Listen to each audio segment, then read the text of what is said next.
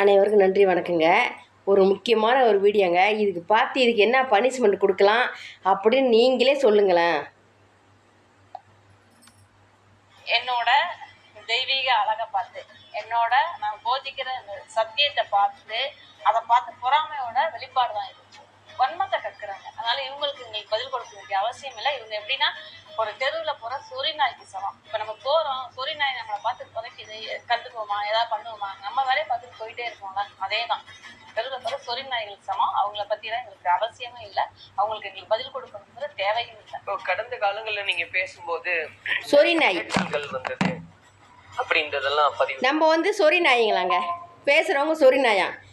புருஷன், 2வது புருஷன், 3வது புருஷன் இவங்க கல்யாணம் பண்ணியிருக்காங்க. இந்த தேவதை கல்யாணம் பண்ணியிருக்காங்க. நீங்கள் தயவு செஞ்சு என்னை தப்பாக நினச்சி கூட நான் சில வார்த்தைகளை நான் பேச போகிறேன். தயவு செஞ்சு என்னை யாரும் என்னோட அன்பு உள்ளவங்களே தப்பாக. ஏன்னா நம்ம சொறி நாய், இந்த சொறி நாய் என்ன செய்யும் தெரியுமா உங்களுக்கு? இந்த சொறி நாய் என்ன செய்யும் தெரியுமாங்க?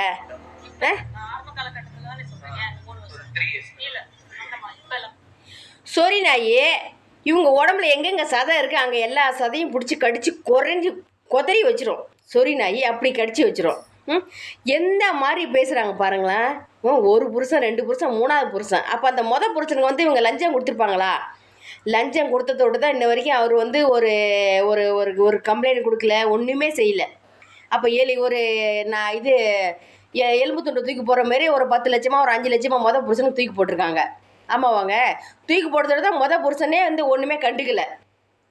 அப்போ 2வது புருஷமும் இல்லை. இப்போ 3வது புருஷன் தான் அவங்க கட்டிருக்க அந்தோட நகைக்கு, அந்த புடவைக்கே அவ்வளோ ஒரு மதிப்புங்களாம், அவங்க அழகுங்களாம். அப்போ நம்மளாம் என்ன குறுமுட்டைங்களா? ஒருத்தவங்க கூட கல்யாணம் பண்ணி ஒருத்தவங்க கூட வாழ்கிறாங்களா? அப்போலாம் நம்மளாம் என்ன சொறி நாயா?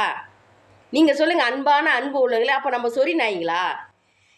இவங்க இதை ஆளு மெனக்கிட்டு சாமி கும்பிட போகிறாங்க. சாமின்னு ஒரு இடத்துல இருக்குது, அந்த இடத்துல போய் சாமி கும்பிடாம இந்த அறிவுகட்ட ஜென்மங்களை இந்த ஜென்மத்தை தேடி அந்த ஜென்மம் சாமி கும்பிட போகுது இல்லை? இது நியாயமாங்க?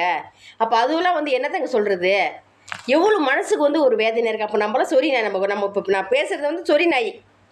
அந்த சொறி நாய் விட்டு அந்த சட்டை கிட்ட எங்கெங்கே கடிக்கி, எங்கெங்கே உடம்புல சதை வரவப்பத்தின ஒட்டிக்கிட்டு இருக்கோம், எல்லாத்தையும் மேலேருந்து கீழே பிடிச்சி பிடுங்கி எடுத்துடும் சொறி நாய்.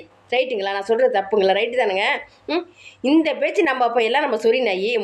அப்போ ஒருத்தவனே கல்யாணம் பண்ணி ஒருத்தவங்க கூட வாழ்கிறவங்க 100 வருஷம், 200 வருஷம், 150 வருஷம் வாழ்கிறவங்க, அப்போ அவங்க தான் சொறி நாய் இந்த மாதிரி பேசுகிறவங்க.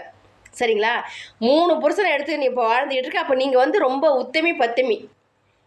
அப்போ நீங்கள் ராத்திரிலாம் எந்த தப்புமே செய்யாமல் இருந்து நீங்கள் சாமியாக இருந்து உங்களுக்கு கோயில் கட்டி உங்களுக்கு அபிஷேகம், உங்களுக்கு தாம்பாளத்தில் வச்சு அது மேலே காலை வச்சு என்ன ஒரு பூஜை என்ன செய்கிறாங்க? இதுக்கெல்லாம் என்னங்க பனிஷ்மெண்ட் நீங்கள் கொடுக்க போகிறீங்க? நம்மளும் காலங்காலம் நம்மளும் சாமி கும்பிட்றாங்க, நம்மளும் கையெடுத்து கும்பிட்றாங்க. நம்ம இந்த மாதிரியான இப்போ இதே இவங்களோட வழிக்கே நம்ம போமே. இதே இவங்க ஒருத்தவங்க கல்யாணம் பண்ணி இவங்க சொல்லியிருந்தாங்கன்னா அது நம்ம நாயங்களாம், நம்மளும் கையெடுத்து வழங்கலாம். அது ஒரு வேறு விஷயம். 3வது தரம் கல்யாணம் பண்ணிக்கிட்டு நீ இந்த பாடுபடுத்தினா நம்மளை சொறி நாயின்னு சொல்கிறதுக்கு உனக்கு என்ன தகுதி இருக்குது? இதுக்கு நீங்கள் என்ன பனிஷ்மெண்ட் கொடுக்கணுமோ நீங்கள் பனிஷ்மெண்ட் கொடுங்க. தயவு செஞ்சு இது எல்லாத்தையுமே விடாத. இப்படியே விட்டுட்டு இருக்கு தான் நம்ம நாடே, நம்ம தமிழ்நாடே நம்ம நாசமாக போயிட்டுருக்கு. சரிங்களா? தமிழ்நாடே நாசமாக போயிட்டுருக்கு. எல்லாத்துக்கும் குரல் கொடுங்க. அன்பு உள்ளவங்கள தயவு செஞ்சு குரல் கொடுங்க. ரொம்ப நன்றி, ரொம்ப வணக்கங்க.